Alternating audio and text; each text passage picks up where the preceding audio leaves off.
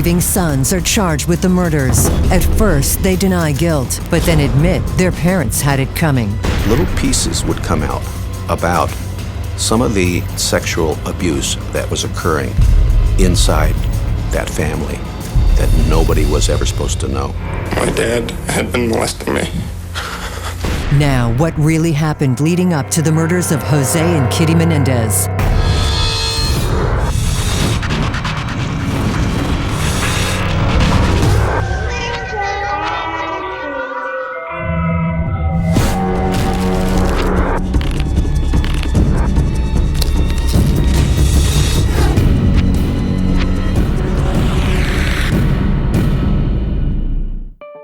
Beverly Hills, California, August 20th, 1989, 11:47 p.m. A frantic caller dials 911 from behind the walls of a $4 million mansion. What's the problem? I'm going to kill my parents. Pardon me? I'm going to shot?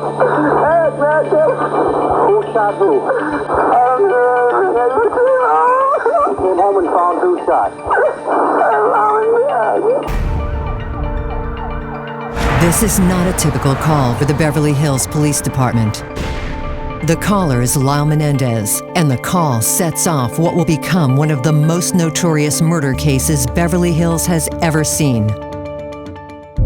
Crime writer Aphrodite Jones revisits the haunting case of the Menendez brothers, looking for new insights into the tragedy. Detective Les Zeller is one of the first people on the scene. Can I bring you back to that place and describe for me what it was like to walk into the house of Jose and Kitty Menendez? You entered the family room, which is where the murders occurred, and the television was on. There was blood spatter on the television. There was blood spatter on the walls behind the body. Lyle and his younger brother Eric are taken to the police station for questioning, but are released immediately. Why would anyone suspect these young, good-looking, all-American boys? Stephen Apple, a business associate of Jose Menendez, remembers the shock. When this awful murder happens, what's your reaction?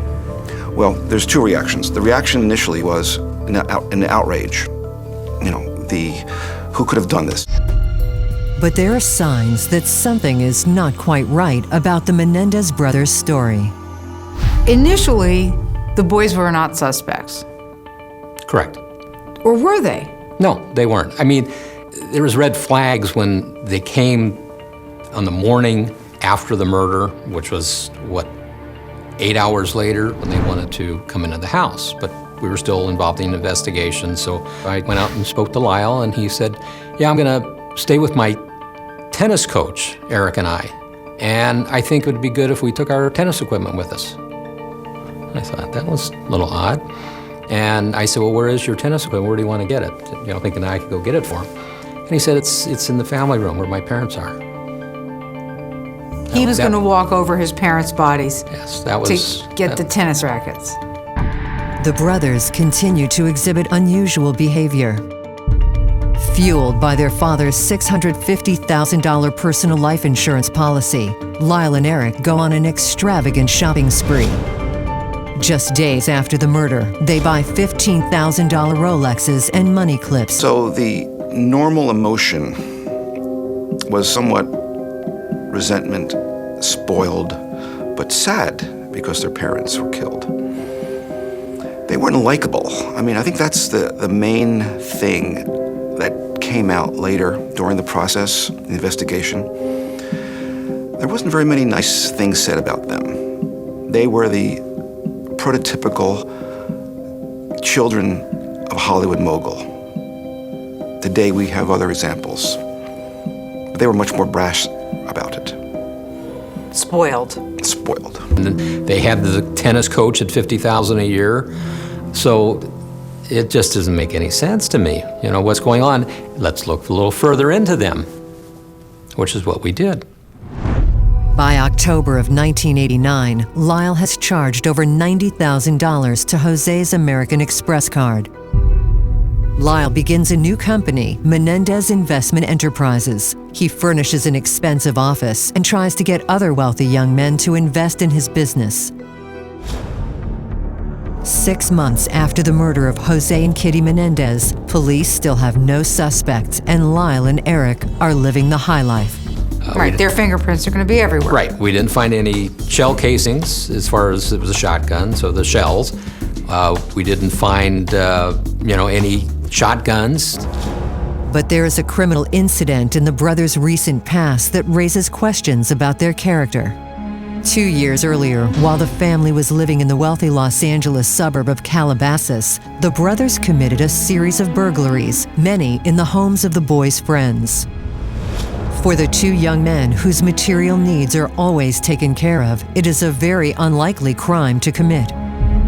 Their furious and embarrassed father gets Eric, who is still a minor, to take all the blame. Because Eric was a juvenile, Jose thought that he could get him off with probation, which he did. A condition of Eric's sentence is that he must see a court-ordered therapist on a regular basis. Dr. Jerry Oziel, wealthy entertainment executive Jose Menendez and his wife Kitty have been found murdered in their 23-room Beverly Hills mansion. Although they are not officially suspects, their sons Lyle and Eric have been behaving suspiciously in the months following the murder, and the media's asking questions. Who are Jose and Kitty Menendez, and are there any clues in their backgrounds that can explain their bloody deaths? From the outside, the Menendez family had it all. They were good looking, they were wealthy, they were from a healthy stock in Cuba where they reigned, they came here, rags to riches. They had it all. Jose Menendez is a champion athlete from a wealthy Cuban family that flees the island during a revolution when Jose is 16. He has a tough life in America, but is focused and hardworking and begins to achieve the American dream. He meets Kitty Anderson, another driven and determined individual he can relate to. Jose is also smitten by her beauty. She wins an Illinois beauty pageant soon after they meet. Their parents disapprove, so they secretly marry when Jose is only 19. This was an immigrant from Cuba that came over, made a great name for himself, had a tremendous success story in the business. You'd think it was like the Latino Ozzie and Harriet. Jose fights his way up the corporate ladder, and they settle into a comfortable life in Princeton, New Jersey with their young sons, Lyle and Eric. After spending many years as a top executive at RCA Records in New York, Jose takes a job as president of Live Entertainment, a film distribution company, an opportunity he eagerly seizes to move his family to California. In an exclusive interview with journalist Robert Rand, taped just 2 months after the murders, Eric discusses his father in glowing terms. Anytime that he was home, he would be with Lyle and I. There was two great passions in his life. One, to be the greatest person that he said he could be in his heart and he promised himself he would be. And the other was his family, which he loved so incredibly much. And he was a great father. He was there when I needed him. Anytime I had a problem, he was there. Dr. William Vickery would eventually become the psychiatrist for the Menendez brothers. So Eric looked up to his father as a hero? Eric was a very emotional person. And in my very first meeting with him, I was only talking with him for about 3 or 4 minutes, and he burst into tears at the mere mention of his father's name. But there is a darker side to the Menendez family, one evidenced by Jose's controlling and combative nature in business and family life. In his interviews with Rand, Eric talked about how ruthless his father could be in business. And people were afraid of him. People were afraid of him because he would walk in the room and know that this man was more powerful. This man was more intelligent. This man would get his deal. Dr. Robbie Ludwig is a psychotherapist familiar with the Menendez case. Well, it sounds like Jose, instead of really teaching his kids how to function in the world, it was all ego-driven. He wanted to teach his kids that he was perfect. His sons were clearly, as I've discovered, people who hadn't been well developed. They weren't able to work. They weren't able to function. You know, a very narcissistic father. You're not me. You're not me. You can't be successful because you're not me. Kitty also works to create an image of perfection for the family. They just had an unusual viewpoint on how to raise kids. It was extremely controlling to an extreme that is not typical of even a typical strong father. Breaks in the case. But in March of 1990, detectives get a call from a woman with a stunning story to tell. Her name is Judalon Smith. Smith says she's been carrying around a secret that has filled her with dread, pain, and shame. Judalon is the estranged ex-girlfriend of Dr. Jerry Oziel, the same psychiatrist who's been treating Eric Menendez in the 3 years since his juvenile burglary conviction. Dr. Oziel was with Judalon, and he told Judalon, I think Eric's going to tell me that he killed his parents. I want you to witness this. I want you to come in and be in the waiting room of the office and just make believe that you're my next patient. And then when he's in the room, I want you to go to the door and listen. And she did. So she actually heard Eric made the confession? According to what she says, yes. And Eric Menendez confessed that he and his brother Lyle had murdered their parents. And Dr. Oziel said that I think you need to bring your brother in and we should have a therapy session together. Eric was beside himself, thinking what Lyle would do to him if he found out that he had disclosed this to Dr. Oziel.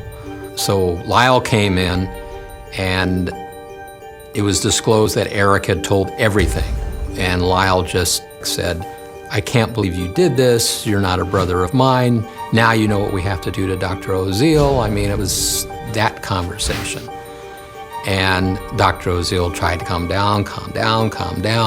And Eric left first. He left crying. And then Lyle left. And Lyle, after making these statements, said, have a good day, Dr. Oziel. And he left down the elevator. At Dr. Oziel's with his brother Eric. Dr. Oziel said to them, I think that we should record one of our therapy sessions because if you ever are arrested, that this will show that you had some remorse. Oziel keeps the tapes locked away until Judalon Smith exposes his secret. The stars have aligned. Yes, they have. Although they are still gathering physical evidence, police feel the information contained in the confession tapes is enough to make an arrest. On March 8, 1990, Lyle Menendez is arrested in front of his Beverly Hills home. Eric is in Israel for a tennis tournament when he gets word of Lyle's arrest. Although he has a perfect opportunity to flee, something seems to call him back to his brother. He wanted to be with his brother. He didn't want to have his brother take the brunt of the arrest and the prosecution because of the united front that the brothers had. I think he was worried. I think that Lyle was his Rock of Gibraltar. Lyle was the brains behind this. Lyle was the force behind it. As it was, Eric couldn't sleep. He couldn't eat. He had to go see Oziel. He couldn't live with himself for what he'd done. The Menendez brothers are held without bail in LA County Men's Jail, awaiting the start of their trial. A trial that will be unlike anything the world has ever seen. Pointing strongly against them, the defiant and confident Menendez brothers make their plea. Eric Galen Menendez, how do you plead? I'm guilty, Your Honor. Thank you. Mr. Joseph Lyle Menendez, how do you plead? Not guilty. The prosecution feels they have a strong case, but some key evidence proves controversial. The audio tapes of the brothers' confession. The California Supreme Court decides that because Lyle Menendez threatened Dr. Oziel's life, the prosecution can use specific portions of the confession tape. And the brothers said, yes, we killed our parents, but there's a story about why it happened. Weisberg decides that in the interest of time and money, the brothers will be tried in the same courtroom, but with two separate sets of lawyers and two juries present. And in a remarkable decision that will prove fateful, Judge Weisberg allows the entire trial to be broadcast live on national television to an eager and captivated audience. Of abused children who kill their abusers out of fear. Abramson softens the brothers' tarnished images. She has them dress in boyish sweaters and glasses, aiding the appearance of innocence.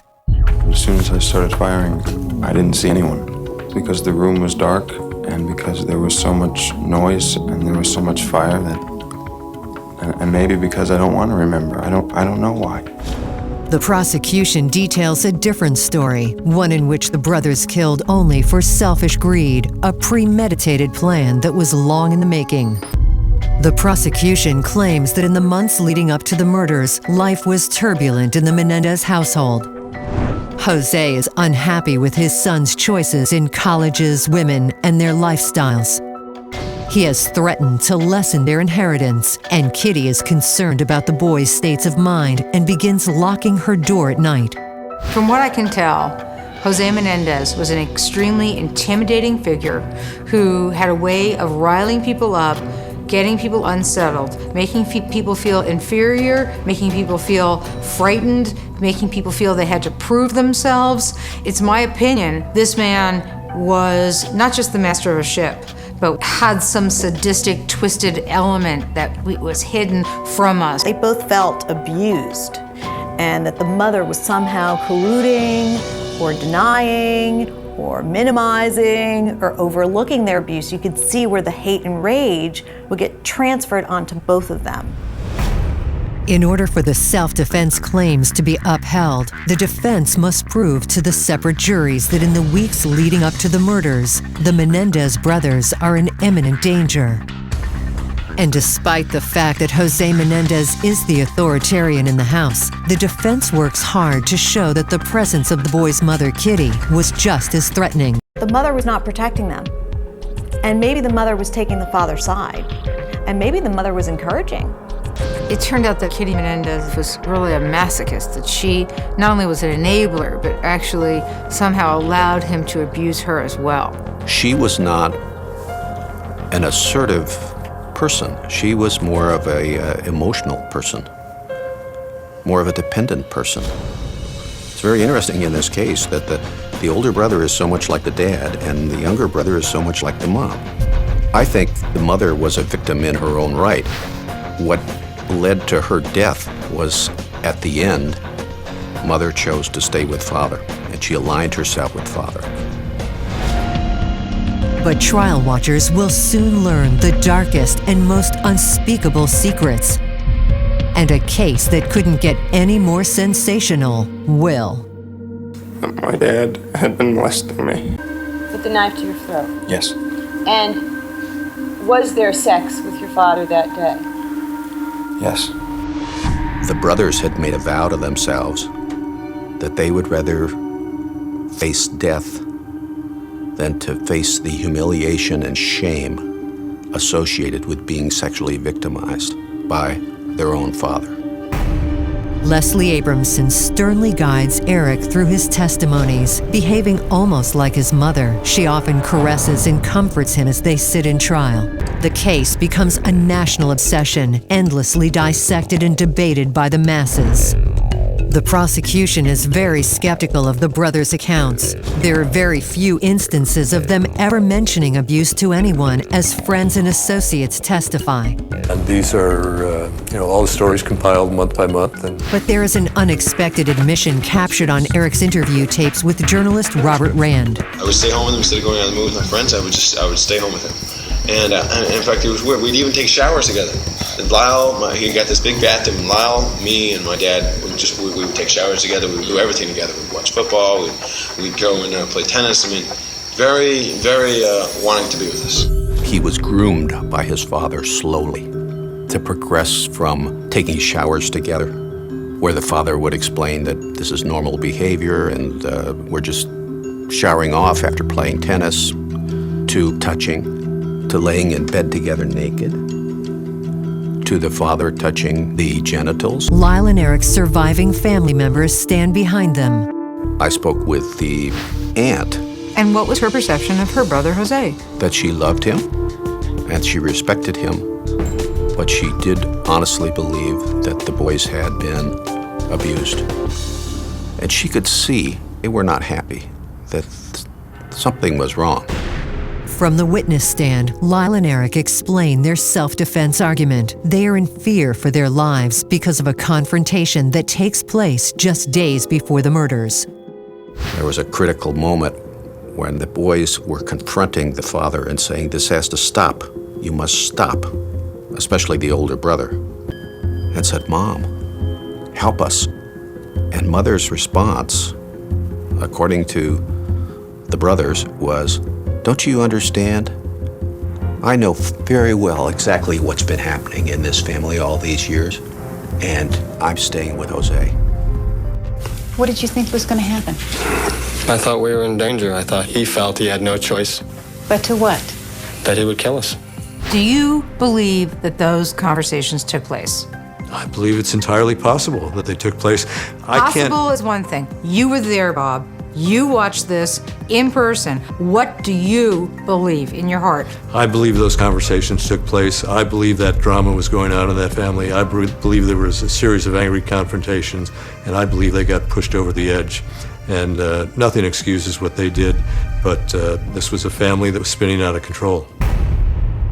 Closing statements are contentious. Abramson even breaks ranks with Lyle, claiming the evidence says Eric was an unwilling accomplice. It's my opinion that Eric Menendez would not have committed these acts of violence and murder against his parents had it not been for his brother Lyle. It is my opinion that Lyle was, in fact, whose real name is Jose Lyle Menendez, was the monster that Jose Menendez created and the mastermind behind these murders.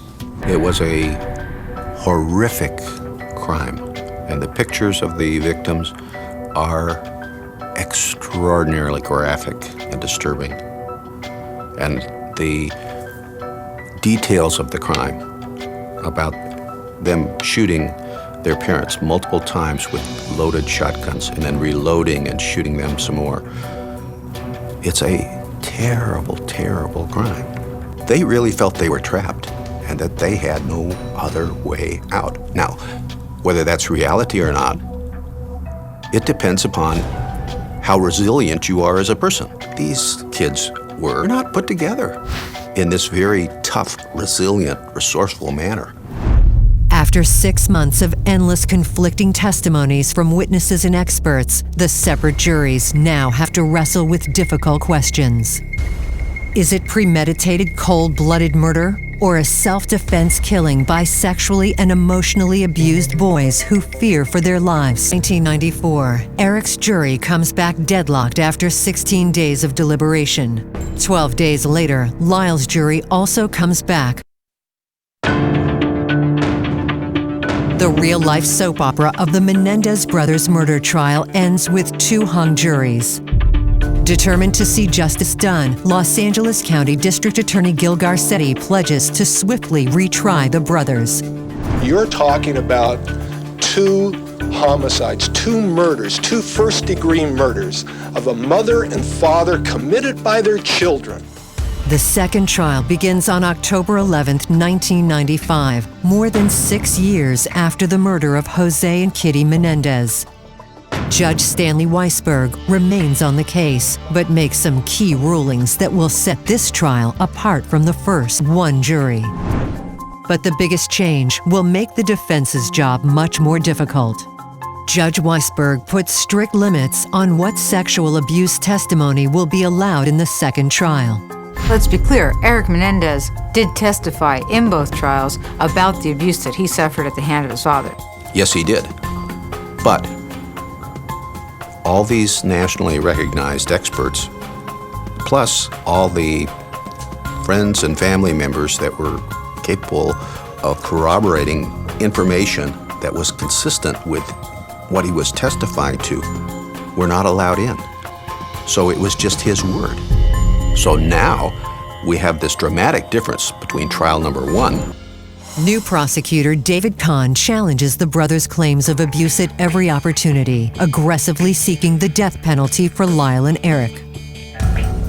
On March 20th, 1996, after 4 days of deliberation, the jury convicts Eric and Lyle Menendez each to 2 counts of first-degree murder, as well as conspiracy to commit murder. What was that reaction of those 2 boys on that day? Do you remember? I don't know what their attorneys told them, whether they thought that they had a good case and that they would probably be, found not guilty, but they seemed in shock. No tears?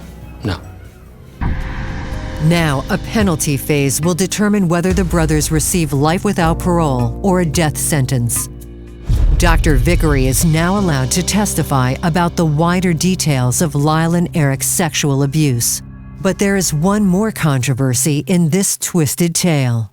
I'm the one that can explain to the jury how this came out not all at once as if a phony story, but excruciatingly slowly over time, in dribs and drabs, and how it all is consistent and it makes sense with all the other information in the case.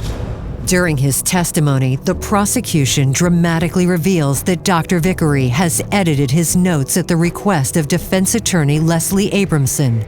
Leslie Abramson did not like certain elements of the notes that you had taken regarding the Menendez brothers.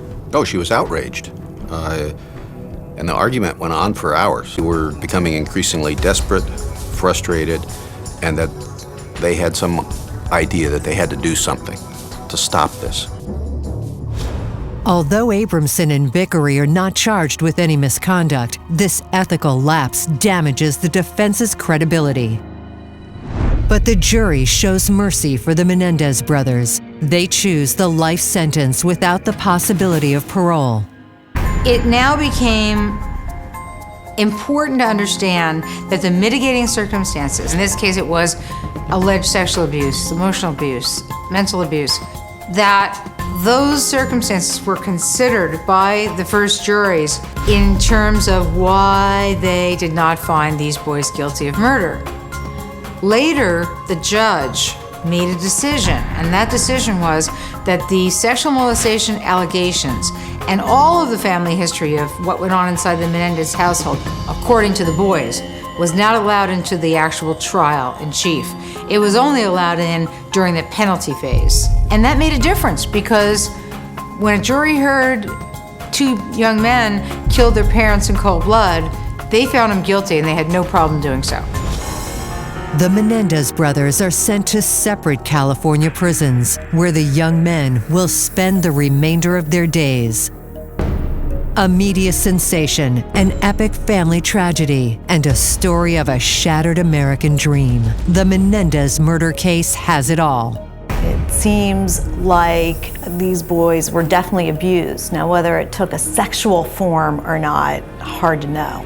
But what I do know is when kids kill their parents, they've always been abused. I mean, except for extreme cases, they are often abused and are retaliating in kind. These murders did not happen in a vacuum.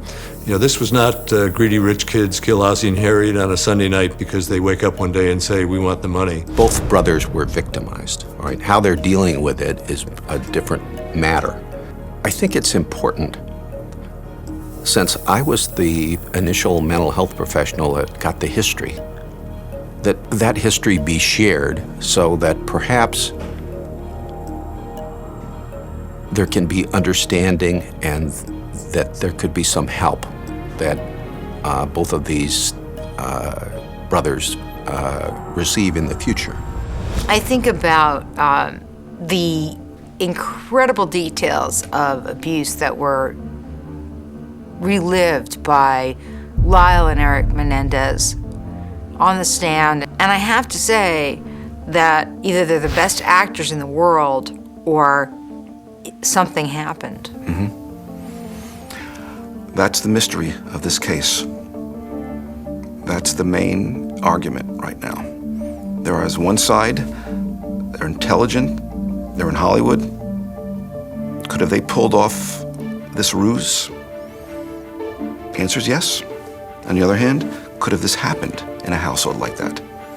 There's also an argument there too. That's what makes this case one of the most interesting cases I've ever come across. It's still alive today. Lyle and Eric Menendez are serving out life sentences without the possibility of parole. The once affluent and charming young men will spend the rest of their days in separate California prisons. The truth will most likely never be known. Jose and Kitty Menendez died with their secret.